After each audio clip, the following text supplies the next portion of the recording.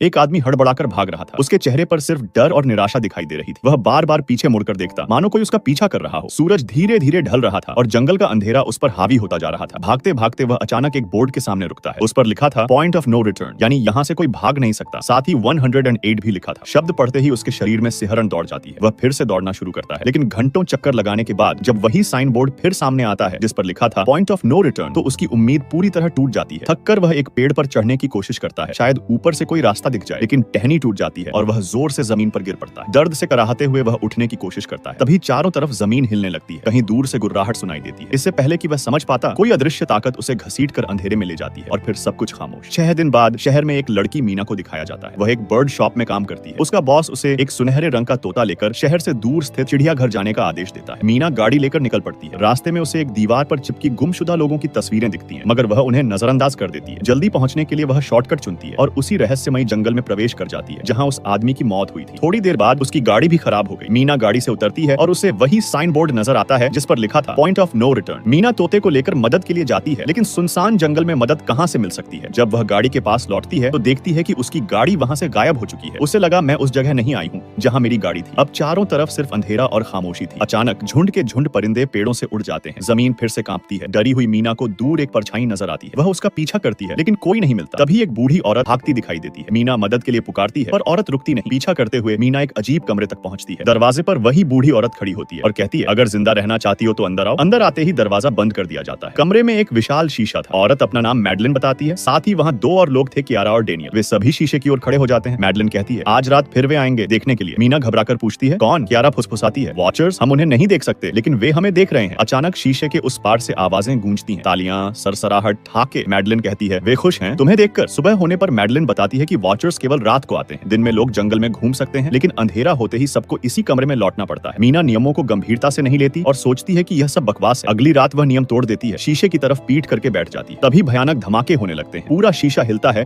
और बाहर से चीखें आती हैं। मैडलिन उसे शीशे की तरफ खड़ा। तभी सब शांत हो जाता है। यानी जब इंसान अपनी पीठ वॉचर्स को दिखाते हैं तो वो खुद की बेइज्जती समझ